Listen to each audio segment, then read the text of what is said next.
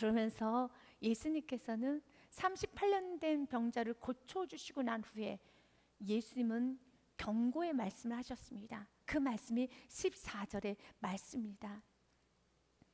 그 후에 예수님께서 성전에서 그 사람을 만나 이르시되 보라 내가 나았으니 더 심한 것이 생기지 않게 다시는 죄를 범하지 말라 하시니, 이제 구원받았으니, 이제 치료받았으니 보라 내가 나았으니 더 심한 것이 생기지 않도록 다시는 죄를 범하지 말아라 라고 말씀하십니다. 38년 된 병은 정말 절망스러운 병입니다. 그리고 고통스러운 병이죠. 절대로 가벼운 병은 아닙니다. 38년간 주저앉아 있는 인생, 얼마나 수치스럽고 고통스럽고 자괴감이 드는 병이겠습니까? 내가 왜 살아야 되나? 내가 이렇게 거추장스럽게 피해주면서 이렇게 살아야 되나? 라는 생각이 들게 하는 병이 38년 동안 안진뱅이로 살아가는 병입니다. 너무 비참하죠. 그런데 성경은 말합니다. 죄라는 것은 38년 동안 앉아서 살아가는 그 비참하고 고통스러운 그 병보다 훨씬 더 심하게 아플 것이란다. 또한 은혜 받고 난 후에, 치료받고 난 후에 그 치료와 은혜를 소중히 여기지 아니하면, 죄를 짓게 되면 죄로 인해서 나타나게 된 결과는 지금까지 받았던 모든 고통보다 비교가 되지 않을 정도로 더 심하게 될 것이라는 경고의 말씀을 하고 있습니다. 그래서 우리 이 말씀을 들어야 되는 겁니다. 은혜를 받는 것도 중요합니다. 하지만 은혜를 받고 난 후에 그 은혜를 소중히 간직하면서 나의 삶 속에 경건의 삶을 사는 건 참 중요합니다. 예수님께서도 말씀하셨습니다.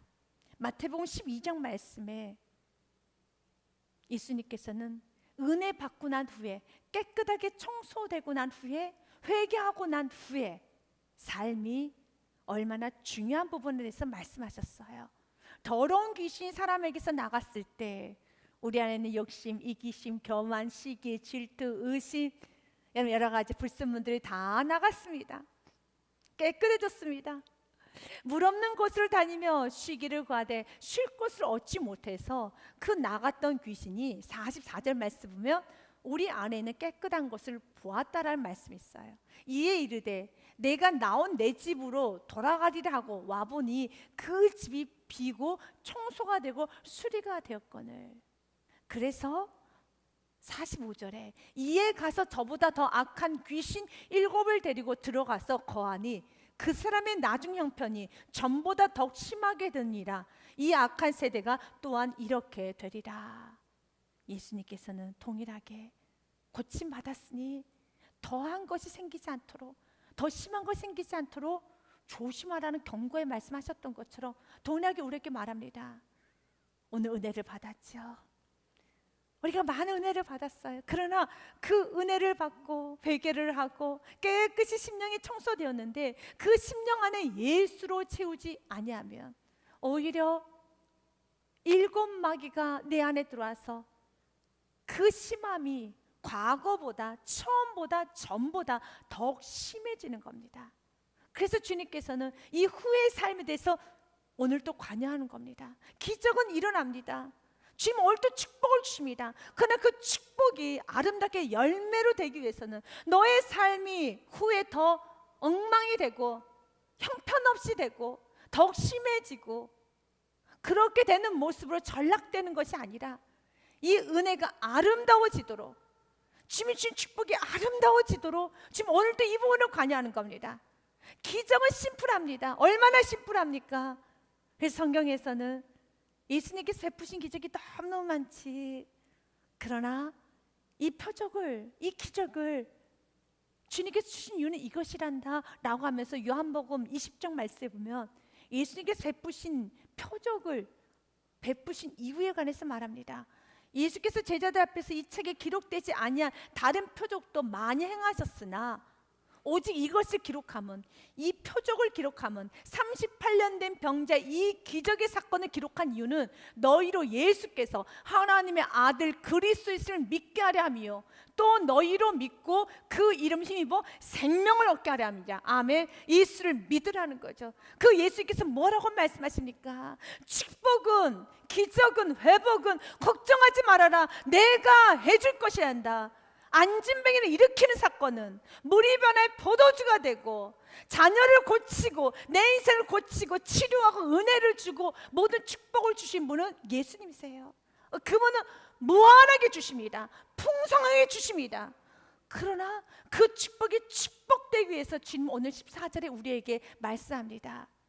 이제는 고침을 받았으니, 이젠 치료를 받았으니 더 심한 것이 생기지 않게 다시는 죄를 범하지 말라라고 경고하셨던 것처럼 주님 우리에게 말합니다. 우리 안에 더한 것이 생기지 않도록 조심하라는 거죠.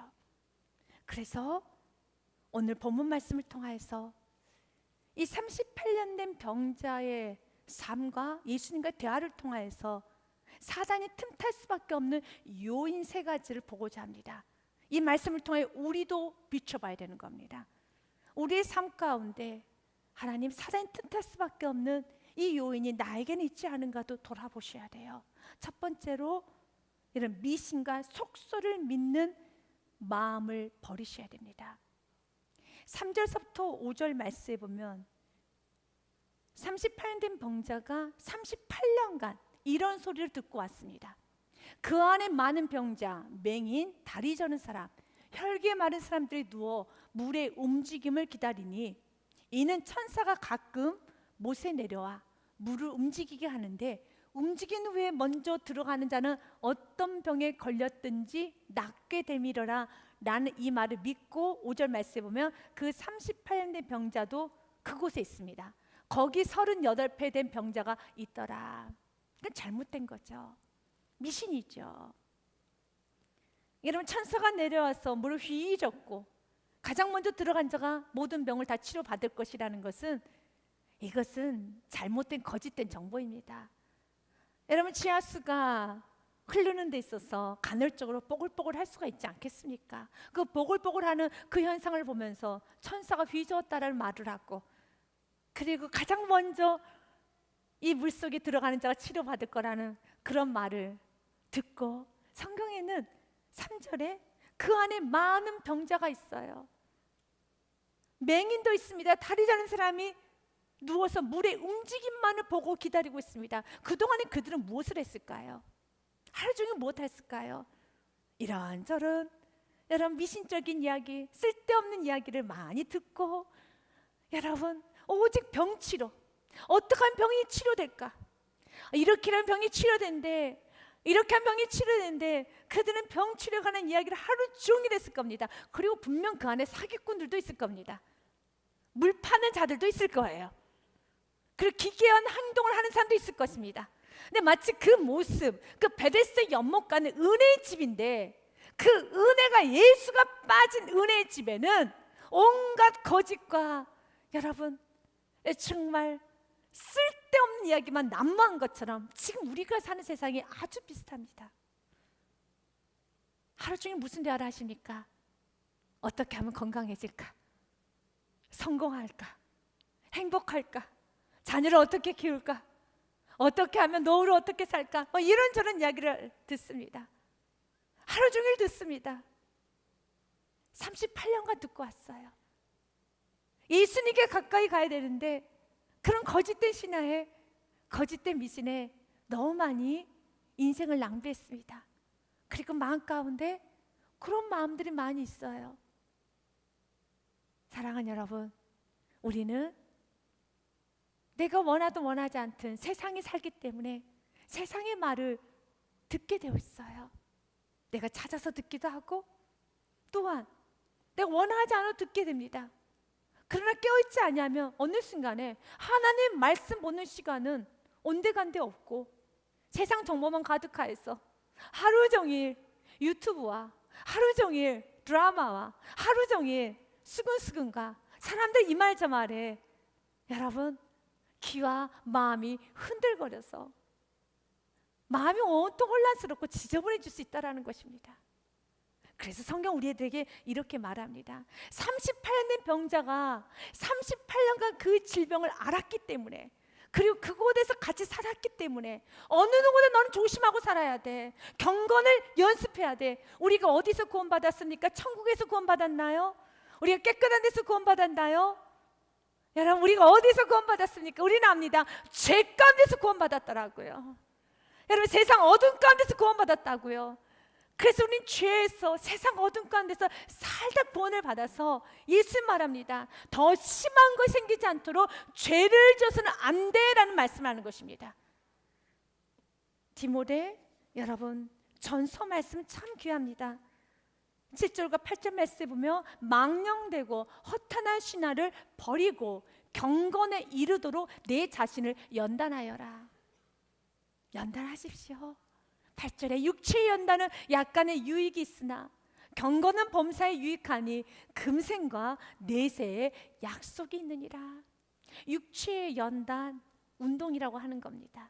운동하는 거, 자기를 가꾸는 거, 취미생활하는 거 유익이 됩니다. 하지만 우리 그리스도인들은 정말 내가 경건에 유익되는 삶을 지금 예수고 열심히 살고 있는가를 한번 점검해 보셔야 돼. 왜냐하면 구원을 받은 우리들에게 예수님 말씀합니다. 14절의 말씀을 한 번 더 우리가 읽고 가기 원합니다. 같이 읽습니다. 시작. 그 후에 예수님께서 성전에 가서 그 사람을 만나 이르시되, 보라, 내가 나았으니 더 심한 것이 생기지 않게 다시는 죄를 범치 말라. 이 말은 주님께서 미래를 아시고 계십니다. 우리 연약한 점 알고 계십니다. 우리는 매일매일 고백합니다. 주여, 나는 연약합니다. 주여, 나는 이렇게 무너질 때가 많습니다. 무너지고 연약함을 알면 알수록 더 경건에 힘쓰십시오. 내가 세상 죄 가운데 많이 빠져 있었더라면 더 경건에 힘쓰십시오. 그리고 내가 세상의 허탄한 이야기에 귀가 열리지 않고 마음이 열리지 않게 주께서 나의 귀를 붙들어 주시고 나의 마음을 붙여 주신 주님을 찬양하시길 바라겠습니다. 육신의 일을 도모하는 것이 아니라 내 직무를 다해야 되겠죠. 전도자의 삶을 살아야 됩니다. 예배자의 삶을 살아야 됩니다. 기도자의 삶을 살아야 됩니다. 이렇게 삶을 살아가는 건 축복이고, 여러분이 그렇게 살아왔더라면 이건 축복 중에 축복입니다. 그 은혜를 주님께 더 사모하면서, 주님, 내가 은혜로 세상 허탄한 신화에 내가 따르지 않고 세상 말과 세상의 시간을 낭비하지 않고 38년간을 쓸데없는 데 시간을 다 낭비했어요.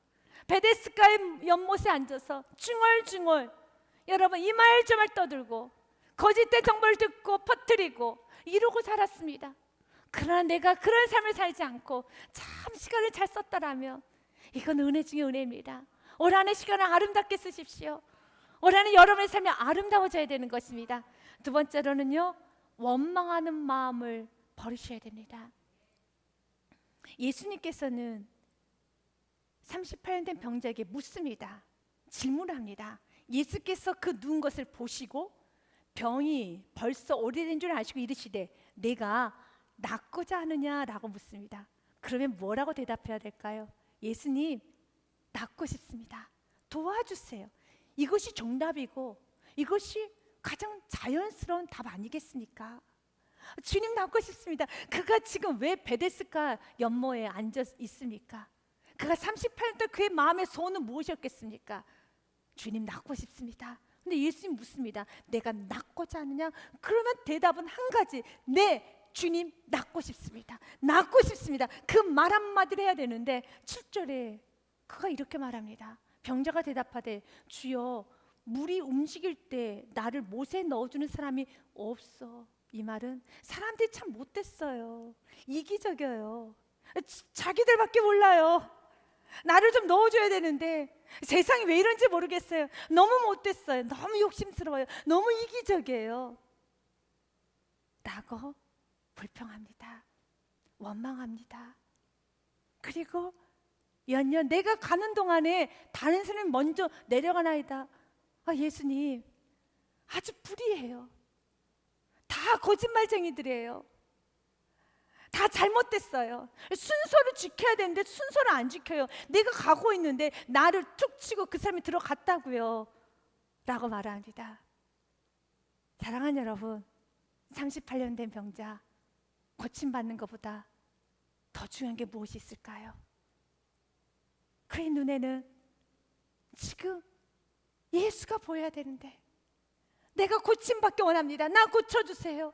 그러나 예수님의 질문 앞에 이 사람에 대해서 판단하고, 저 사람은 못됐다, 저 사람은 불의하다, 규칙을 안 지킨다, 판단하고 정죄하고 원망하고 불평하고 그렇습니다. 예수님은 우리가 이 부분이 치료되기 원합니다. 그렇지 않으면 우리도, 오늘 여러분 우리가 뭐하러 이곳에 왔습니까? 은혜 받으러 왔잖아요. 은혜 받으면 은혜를 받아야 되는데 은혜는 받지 않고, 저 사람은 머리가 이상해, 저 사람은 옷 스타일이 이상해, 저 사람이 이렇다 저렇다, 이것은 이렇게 불의해, 저건 저래, 보이는 게 너무 많아요. 나의 위치를 알고, 내 병 상태를 알고, 내 몸 상태를 알고, 나의 영혼의 상태를 알고, 내가 약함을 알면 알수록 우리는 오직 한 가지만 굶주리게 됐습니다. 주여 채워주옵소서, 도와주옵소서. 보이지 않아요. 옆에 있는 사람의 흠이 보이지 않습니다. 그래서 판단도 하지 않습니다. 정죄도 하지 않습니다. 내가 지금 내 영혼에 부족함과 내 영혼이 지금 무너져 있고, 내가 지금 38년 된 병자로 냄새가 나 있는데요, 내가 지금 병에 찌들어져 있는데요, 내가 지금 죽을 병에 걸렸는데 누굴 향해서 질서를 안 지킨다고 말합니까? 누굴 향해서 여러분 못됐고 이기적이고 역신스럽다고 말할 수 있을까요? 나 치료받아야죠. 주님은 이 38년 된 병자를 통해서 우리를 비춰보기 원합니다. 38년간의 병을 앓았다는 건 고난이 깊었다는 거죠. 고난이 깊으면 간증거리가 많아요. 기적도 많이 경험합니다. 그래서 주님은 우리들에게 말씀합니다. 내 삶 속에 이렇게 간증거리가 많고 기적이 많아서 항상 우리 입술에서 은혜입니다, 이건 정말 은혜였습니다, 내가 사는 건 은혜고, 우리 가정이 회복된 건 은혜고, 그리고 모든 건 은혜입니다, 나는 이런 고백을 하지만 나의 언어 안에, 나의 대화 안에 항상 불평과 불만과 원망과 시기 질투와 정죄와 비판과 판단이 이렇게 7절 말씀처럼 가득해 있다라면 주님께 마음을 치료받으셔야 돼요. 병고침보다 중요한 건 없어요. 7절의 말씀은 틀린 겁니다. 7절의 말씀 이렇게 대답하면 안 됩니다. 병자가 대답하되 주여 고쳐 주옵소서, 끝입니다. 주여 치료하여 주옵소서, 끝입니다. 우리가 은혜라고 고백했습니다.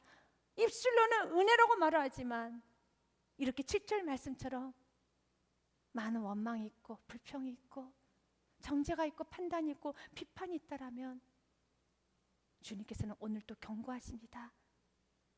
조심하여라. 더 심한 것이 생기지 않게 다시는 죄를 범하지 말라. 사단이 끊임없이 유혹하고 사단이 여러분 들어갈 수밖에 없는 네 안에 그런 요소가 있다라는 거죠. 그래서 주님께서는 오늘 말씀합니다.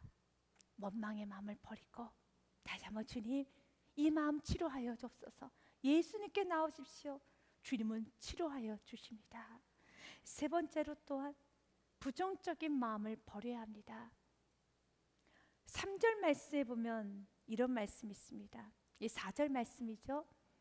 이는 천사가 가끔 못에 내려와 물을 움직이게 하는데 움직인 후에 먼저 들어가는 자는 어떤 병에 걸렸는지 낫게 되미러라 라는 이 말을 38년 된 병자는 38년간 들었어요. 그래서 그 물만을 기다리고 있습니다. 그런데 예수를 만나고 난 후에 4절의 말씀이 거짓됐다라는 것을, 미신이라는 걸 알아버린 겁니다. 아, 천사가 가끔 못에 내려와 물을 움직이게 하고, 그리고 움직일 때 가장 먼저 들어가면 어떤 병에도 낫게 된다는 이 말씀을 우리는 이젠 이 미신 믿지 않습니다. 분명히 38년 된 병자도 믿지 않을 겁니다. 그렇지만 이 4절의 말씀 계속 듣다 보면 이 4절의 이 미신과 같은 이 말을 38년 동안 그가 들었었을 때 우리 인간 연약해서 가라지가 남아요. 특별히 이 두 가지 단어가 우리가 신앙생활하는데 작은 여우와 같습니다. 그래서 아가서 2장 15절 말씀에 보면 포도나무 꽃이 활짝 폈을 때 여러분의 삶이 충만하고 신앙생활을 멋지고 근사하게 할 때는 항상 작은 여우를 잡아야 돼요. 우리를 위하여 여우 곧 포도를 허는 작은 여우를 잡아라. 멀리서 보면 여우로 안 보이고 강아지로 보이기도 하고 토끼로도 보일 겁니다. 귀엽게 보일 겁니다. 하지만 여우는 여우입니다. 여우는 반드시 무너뜨려요. 그래서 작은 여우를 잡으라. 우리의 포도에 꽃이 폈습니다. 꽃이 피고 충만해서 모든 것이 다 덮을 만큼 내 삶의 감사가 충만하고 기쁨이 충만하고 오늘 38년 된 병자는 너무 충만해서 사람들이 이렇게 외치고 다닐 겁니다. 이거 다 거짓이야. 무슨 천사가 내려와. 무슨 물이 동해져. 그런 거 없어. 예수 믿으면 됩니다. 예수 믿으면 됩니다. 예수 믿으세요. 예수 믿으세요. 그는 외쳤을 것입니다. 이렇게 포도나무 꽃이 활짝 펴서 예수가 답입니다. 예수 믿으십시오. 예수 안에 은혜가 있고 치료가 있습니다 라고 말하는 그때에 주님은 우리에게 말합니다. 작은 여우를 잡아라. 그때 우리에게 말하는 겁니다. 더 심한 것이 생기지 않도록 죄를 범하지 말라라고 말씀하신 것처럼 자꾸 잡아내야 되는 겁니다. 그러면 이 작은 여우가 여기서는 무엇일까요? 여러 가지가 있겠죠. 4절 말씀에 작은 여우는 가끔하고 먼저입니다. 천사가 가끔 못에 내려와. 사랑하는 여러분, 우리 예수님은 가끔 우리를 치료하시는 분이 아니에요. 아주 조금 가끔 우리에게 은혜 주시는 분이 아니라 풍성하신 분이에요. 이 가끔을 버리지 못할 때 우리는 시기 질투하고 경쟁하고 의심하는 겁니다. 왜 우리의 삶에 시기 질투가 있습니까? 가끔 주니까 시기 질투가 있고 욕심을 부리는 겁니다. 주님은 오늘도 풍성하게 내려주십니다. 우리 인생을 책임져 주십니다. 그렇기 때문에 욕심 부려야 될 이유가 없어요. 또한 먼저 들어갈 필요가 없습니다. 하나님의 나라에 1등은 100명, 1000명도 될 수 있습니다. 지금 우리가 사는 사회를 팔꿈치 사회라고 합니다. 그 이유는 툭 치고 먼저 튀어나가는 거예요. 팔꿈치 사회라고 합니다. 툭 치고 넘어뜨리고 내가 먼저 가는 겁니다. 경쟁 사회이죠. 하나님의 나라는 우리의 삶은 경쟁하고 팔꿈치 사회가 아니라 1등이 1000명, 10,000명도 될 수 있습니다. 주님은 풍성하십니다. 주님은 오늘도 혹시라도 가끔 조금 또한 먼저 내려가는 자만 구원받는다는 이런 어리석은 말에 마음이 휘청거려서 욕심과 시기 질투가 여전히 마음에 가득하고 있다라면 주님 오늘 치료받기 원합니다.